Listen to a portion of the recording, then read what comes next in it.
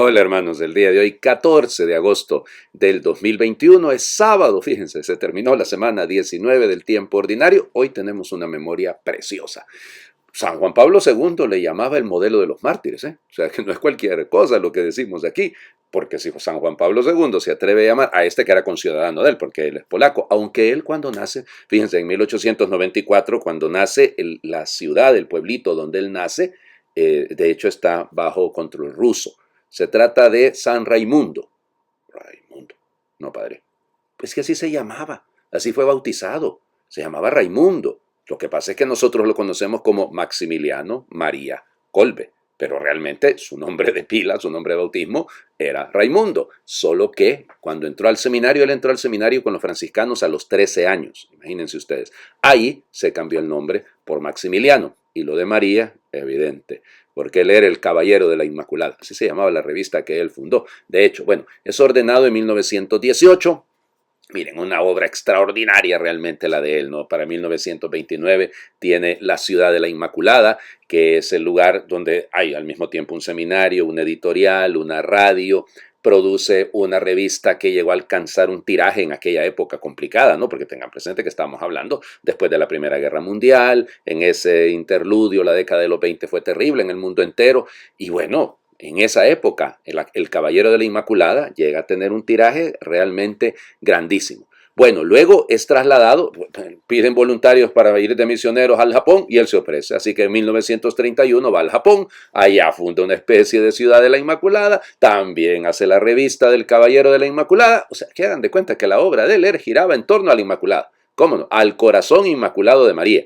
Vamos, los que tenemos devoción a ellos sabemos muy bien lo que esto significa. Luego regresa en 1936 a Polonia, y bueno, ahí pasará cuando empieza la Segunda Guerra Mundial, él es capturado, y fíjense, lo liberaron el día de la Inmaculada, es una cosa también extraordinaria. Pero luego, en 1941, una vez más es apresado, y aquí empieza la historia. Él se quedó en el campo de concentración en Auschwitz, ahí fue trasladado, y bueno, así ejerciendo su ministerio como sacerdote. Miren, yo tengo la firme convicción de que aun y cuando efectivamente es un mártir, aun y cuando resaltamos su ofrecimiento, porque nadie da la vida sino por aquellos a los que ama, nadie tiene mayor amor que el que da la vida por aquellos a los que ama, sin duda ya era un santo, ya era una persona santa. Además, hay pues relatos que nos cuentan que se le ofreció la doble corona, la Virgen se le apareció y le ofreció la doble corona, la corona del martirio o la corona de la gloria, ¿no? Y entonces él pidió las dos coronas. Y por eso, efectivamente, es eso lo que celebramos. Bueno, ¿qué fue lo que pasó? Auschwitz, ya lo saben, es un campo de concentración, quizás el más famoso, donde murieron 4 millones de personas. Y ahí también hubo muchos mártires católicos, incluida Santa Teresa Benedicta de la Cruz, Edith Stein, que la hemos celebrado justo esta semana. Así que por lo tanto, vamos, ahí murieron muchísimos de mucho peso. Él, pues estando en el campo de concentración, se escapan unos cuantos y los nazis, para vengar esa fuga, entonces quieren obligar a 10 presos a morir por inanición, a morir de hambre. Y aquí va en la cuenta, porque él era el 16670, ese era su número. Usted ya no tenía nombre, usted era un número. Y acuérdense que es famoso esto, ¿no? De que en los brazos de las personas de Auschwitz quedaba marcado, los erraban como que si fueran bestias. En fin. El asunto es que él nota que según la cuenta que llevan le iba a tocar a una persona que estaba adelante de él y que lloraba porque era un padre de familia y él se ofrece en su lugar. Él no muere por inanición, porque cuando el 14 de agosto, llegan a buscarlo los nazis, los otros 9 ya habían muerto, pero él no, y entonces realmente muere por una inyección letal. Fue beatificado por el Papa San Pablo VI en 1973 y canonizado por San Juan Pablo II en 1982. El mártir por amor, el mártir de la Inmaculada, el mártir que todos debemos aprender a imitar. Bueno, vamos a las lecturas del día de hoy. Dejamos de leer el libro de Josué, hoy se nos va a contar incluso su muerte. Josué, capítulo 24, ayer habíamos llegado hasta el versículo 13, hoy seguimos del versículo 14 en adelante. En aquellos días habló Josué al pueblo y le dijo: Teman al Señor y sírvanlo con toda la sinceridad de su corazón. Apártense de los dioses a los que sirvieron sus padres al otro lado del río Éufrates y en Egipto, y sirvan al Señor. Pero si no les agrada servir al Señor, digan aquí ahora quién quieren servir: a los dioses de los que sirvieron sus antepasados al otro lado del río Éufrates, o a los dioses de los amorreos en cuyo país habitan. En cuanto a mí toca, mi familia y yo serviremos al Señor. El pueblo respondió: lejos de nosotros abandonar al Señor para servir a otros dioses, porque el Señor es nuestro Dios. Él fue quien nos sacó de la esclavitud de Egipto, el que hizo ante nosotros grandes prodigios, nos protegió por todo el camino que recorrimos, y en los pueblos por donde pasamos expulsó a todos los que habitaban el país al que llegamos. Así pues también nosotros serviremos al Señor, porque Él es nuestro Dios.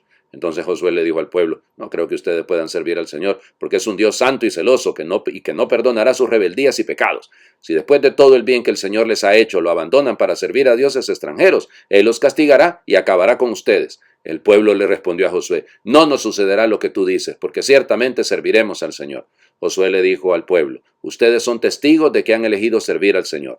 Respondieron ellos: somos testigos. Josué les dijo entonces: apártense pues de los dioses extranjeros que tienen y vuelvan su corazón al Señor Dios de Israel. El pueblo respondió a Josué: serviremos al Señor nuestro Dios y obedeceremos sus mandamientos. Aquel día Josué renovó la alianza del Señor con el pueblo y le impuso este mandamiento y normas en Siquem.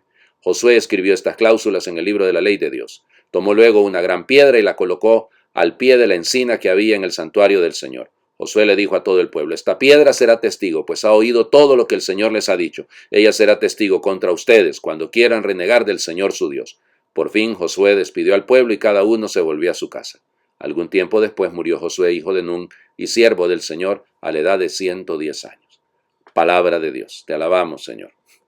A mí lo que me encanta es la actitud de Josué. No, yo no creo que ustedes puedan servir al Señor su Dios, porque ustedes en la primera oportunidad que tengan se van a ir para... Y así pasó, ¿no? No, nosotros vamos a servir, muy voluntaristas allá, que nosotros vamos a servir al Señor, nuestro Dios. Y hacen una buena síntesis de todo lo que Dios ha hecho con ellos, pero hasta ahí el pueblo de Israel, como nosotros, tenemos memoria corta.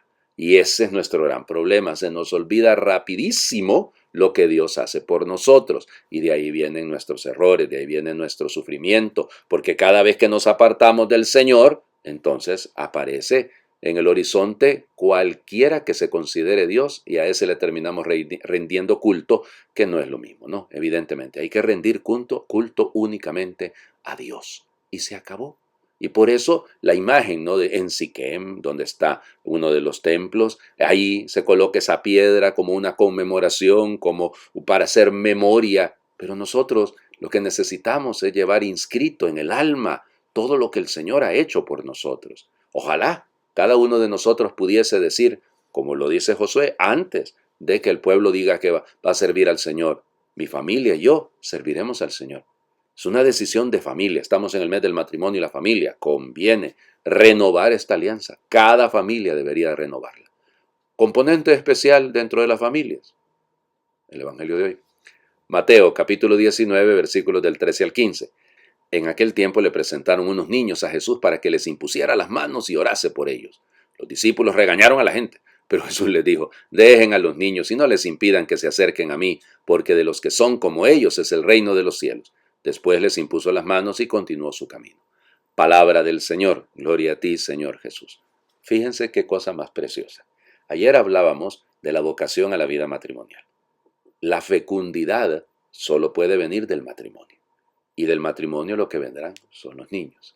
Y los niños no pueden ser despreciados. Cuando yo preparaba la meditación del día de hoy, en lo que estaba pensando es en los niños abortados, en los niños abandonados, en los niños forzados a migrar. O sea, todo esto estamos viviendo en todas partes del mundo.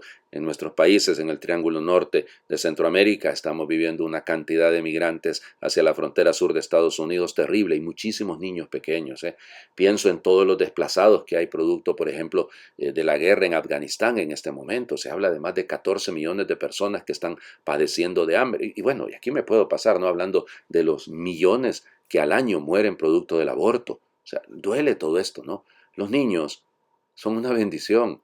Imagínense ustedes en la India, también ahorita está cayendo en el mismo juego de lo que cayeron en China en algún momento, y en varias provincias tienen años de que no hay niñas, solo niños, solo varoncitos, porque están haciendo aborto selectivo. O sea, por Dios, o sea, ese no es el camino, ese no es el camino. A los niños debemos cuidarlos. Bueno, miren, siendo sábado, sábado siempre está dedicado a la Virgen, y siendo que hoy es día de San Maximiliano María Kolbe, me pareció oportuno hacer la oración de consagración de él a la Virgen Santísima. Inmaculada Reina del cielo y de la tierra, refugio de los pecadores y Madre nuestra amorosísima, a quien Dios confió la economía de la misericordia. Yo, pecador indigno, me postro ante ti, suplicando que aceptes todo mi ser como cosa y posesión tuya. A ti, Madre, ofrezco todas las dificultades de mi alma y mi cuerpo, toda la vida, muerte y eternidad. Dispón también, si lo deseas, de todo mi ser, sin ninguna reserva, para cumplir lo que de ti ha sido dicho. Ella te aplastará la cabeza, y también tú has derrotado todas las herejías en el mundo.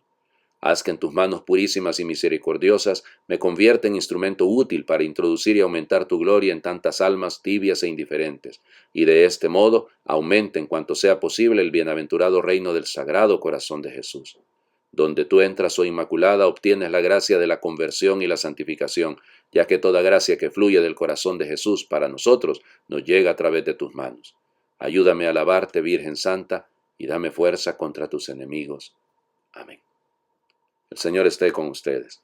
Les bendiga Dios, por intercesión del Inmaculado Corazón de María y de Maximiliano María Kolbe, el que es Padre, Hijo y Espíritu Santo, y su bendición descienda, les acompañe siempre. Les deseo a todos un feliz fin de semana.